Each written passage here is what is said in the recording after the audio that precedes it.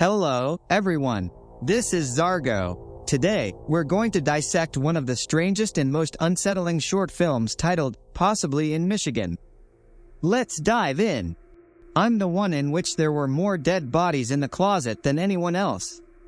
Cecilia Conde tries to conceal a smile prompted by this enigmatic phrase, which was discovered during a recent screening of excerpts from her video creation spanning the last 30 years.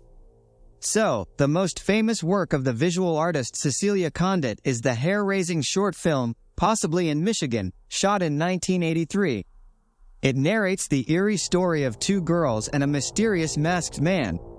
It all starts in a completely deserted shopping center, where to eerie, if not downright creepy, music, two girls, Sharon and Jenny, appear on screen. They are constantly pursued by a mysterious figure in a costume and a mask. There were three of them, and all three were united by two things: violence and perfume. The film suggests that the heroines have an unhealthy love for spirits. This is indicated by their lengthy stay in the fragrance department, moans of pleasure, and fascination with aromas. All of this is accompanied by rather strange dialogues about dogs. For instance, they seem quite amused by the story of a poodle that was placed in a microwave to dry. In the end, the dog and its owner were found dead.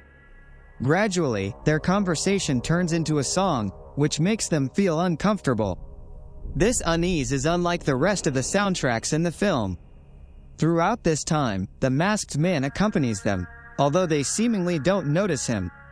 The friends part ways as a disturbing song about a man who ate all of his woman's friends, dogs, and animal cannibals plays in the background.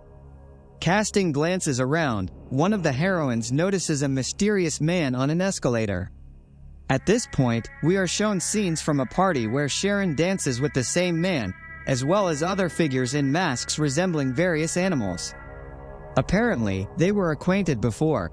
The girls leave the shopping center in a car, while the screen displays various scenes. A woman with a poodle, presumably the same one from their conversation, a gun in the glove compartment, Sharon lying amidst flowers, a figure running into the distance, buildings collapsing, and so on. The most terrifying moment arrives when a girl transforms into a gnawed skeleton, as the words "animal cannibal" are sung. Sharon returns home, but the enigmatic figure persists. We witness him changing masks, ultimately becoming a human Prince Charming. He knocks on the door, but Sharon is asleep. Then we see the unsettling image of gnawed bones, as if viewed through an X-ray. Undoubtedly, these bones belong to the heroine. All of this foreshadows impending danger.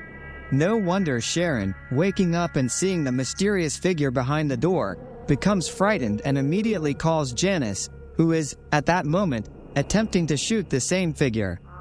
A phone conversation. The person behind the door.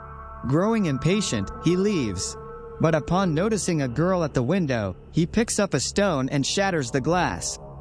The last thing Sharon manages to say is, "He's got the head and it's the size of a wolf and a mouth as large as He appears behind her with the words, "I'd rather eat you, my dear," followed by a kiss. You have two options to choose from. Either I'll devour you right now, or I'll progressively chop off your hands, then your legs, and slowly consume them before your eyes, he says, subjecting the girl to endless blows.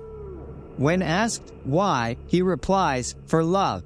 Next comes a strange dialogue, accompanied by the same ceaseless blows. But love shouldn't cost an arm and a leg. For love.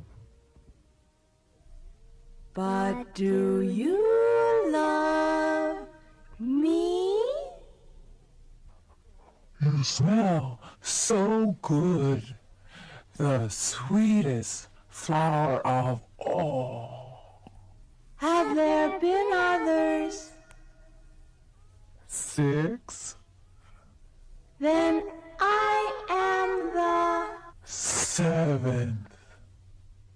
A gunshot rings out on the last word. Janice kills the man in the suit. Then the girls dismember the victim and cook parts of his body in a huge cauldron. With a smile, they taste the broth, sipping wine and smoking. They host a feast. Suddenly, the familiar figure appears in the window. The girls pretend not to notice, start gathering the remains of bones into a trash bag, and then take it outside. The film concludes there. Well, you must agree, it's quite a strange and gloomy plot. However, there's a speculation that all of this is a kind of fairy tale. For instance, Sharon, while asking her prince about his former lovers, learns, much like Bluebeard's last wife and Charles Perrault's fairy tale, that she is the seventh. Similarly, the tale of the rogue prince parallels Grimm brothers' Sweetheart Roland. There, a girl who turned into a flower lies awaiting her lover Roland, who betrayed her and went to another. This continued until the girl's song rekindled Roland's memories of his beloved. The film, Possibly in Michigan, presents Sharon and Janice as classic fairy tale heroes, who also sing a lot. Although the songs are quite peculiar. I'm biting the hand that feeds me. I'm hitting the face that consumes me. Beyond theories of fairy tales, the film can also be seen as an ode to feminism and women's strength. In fairy tales, girls undergo unimaginable trials to marry scoundrels like Roland. In Possibly in Michigan, Sharon and Janice kill princes, much like witches, and end up alone together. Violence against women here transitions into a subsequent cannibalistic feast, which can be interpreted as revenge or protection. In the film, apart from the dialogues, there are no other sounds. During the fight between the prince and Sharon, these scenes are distorted even more than the previous ones in the shopping center or on the street. According to Comedic, she added a dialogue to this scene that references Little Red Riding Hood, resembling the wolf's desire to eat an innocent girl. Prince Charming delivers his chilling line. By the way, as the gunshot rings out, the prince is wearing a wolf mask. That's it. Take care of yourselves and your loved ones.